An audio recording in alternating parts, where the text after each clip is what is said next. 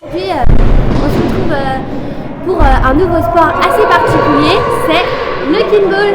Alors regardez, hop, au kinball on joue avec une grosse balle.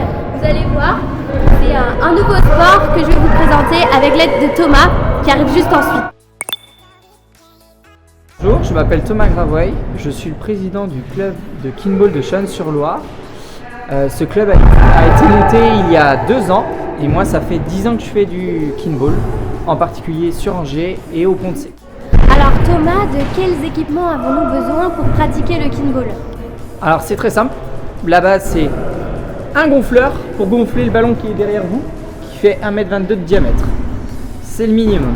Après, ce qui peut être en plus, c'est avoir des chasubles de couleur bleu, gris et noir.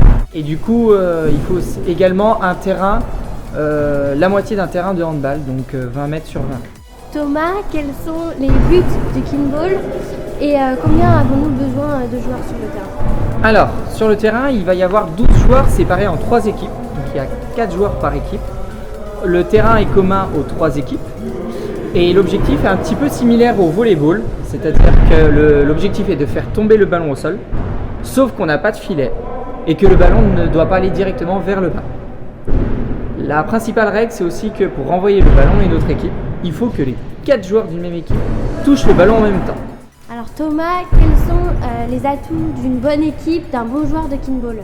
Alors déjà, la première chose, ça va être l'esprit d'équipe, de se faire confiance en soi, mais aussi en ses coéquipiers. En quoi consistent vos entraînements? Alors, au début de l'entraînement, on va faire beaucoup de routines. On va appeler des routines de passe, juste derrière. On va faire aussi des routines de déplacement où on déplace tout seul le ballon. Ensuite, on va travailler beaucoup la frappe, comment apprendre à frapper dans le ballon. On va apprendre aussi à se déplacer pour défendre le ballon, soit à gauche, soit à droite, devant ou derrière. Et après, on va faire des situations de match. Donc maintenant, nous nous retrouvons avec Mylène. Mylène, j'avais te demander comment tu as connu le kinball et pourquoi tu aimes. Alors moi j'ai connu le kinball il y a maintenant 11-12 ans et c'était par le site On va sortir. Du coup j'arrivais en fait sur Angers à l'époque et je cherchais comme ça justement des sports à faire. Et le kinball par son aspect atypique m'a tout de suite attirée. En plus, une fois que j'ai essayé ce sport super ludique et surtout très familial, très petite équipe à l'époque, il y avait environ 600 adhérents en France. Maintenant, ça a beaucoup grossi, mais voilà, tout le monde se connaissait, donc c'était vraiment ça qui m'avait attirée du coup dans le kinball et j'y étais arrivée un petit peu par hasard en découverte. Mylène, maintenant, raconte-moi une expérience sur le kinball qui t'a marqué. Une expérience qui m'a marquée, ça va être vraiment la première année en fait parce que comme je disais on n'était pas très nombreux et du coup j'ai eu l'énorme chance de rejoindre des joueuses qui étaient déjà expérimentées. J'ai été directement mis dans le bouillon avec le championnat de France du coup et, je les ai suivis, je me suis bien intégrée. Ce qu'il faut savoir c'est que le kinball en fait on peut laisser personne de côté dans l'équipe, c'est vraiment ça qui est très plaisant parce qu'on doit tous être au ballon au moment de la frappe donc ça demande une très bonne cohésion et en fait j'ai fait cette année avec elle et on a remporté le titre alors que demander de mieux et vraiment c'était un bonheur de partager cette victoire sur Chichi. Bonjour Johan. Bonjour.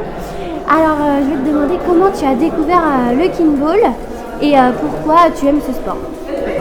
J'ai découvert le kinball grâce à ma sœur en fait qui en faisait donc c'est un sport qui m'a beaucoup plu quand je l'ai vu ne serait-ce que par sa dynamique. Ce qui me plaît beaucoup c'est l'esprit d'équipe, la cohésion et puis la stratégie qu'il faut mettre en place dans ce sport en fait pour essayer de marquer des points. Voilà, c'est que le fait de travailler tous ensemble comme ça pour arriver à gagner, c'est un truc qui me plaît. Moi je préfère tout ce qui est coopératif que individuel. Maintenant Johan, je vais te demander de me raconter une petite anecdote sur le kinball qui t'a marqué. Moi je suis aussi arbitre, en fait en plus d'être joueur je suis arbitre au kinball. Et c'est vrai qu'au kinball en tant qu'arbitre, il y a 3 niveaux d'arbitrage. Arbitre au niveau 1 c'est pour arbitrer les petits.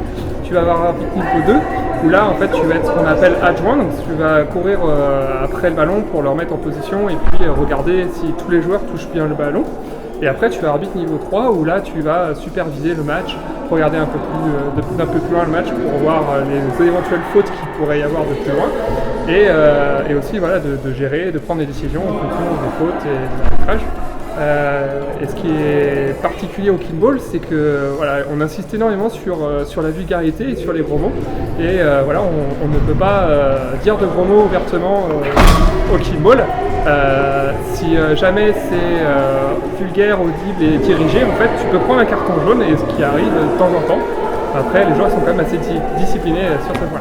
Alors, ça y est, c'est déjà la fin de cette vidéo. On se retrouve bientôt et surtout, vous pourrez regarder cet été. Il y a une Coupe d'Europe de kickball en Tchéquie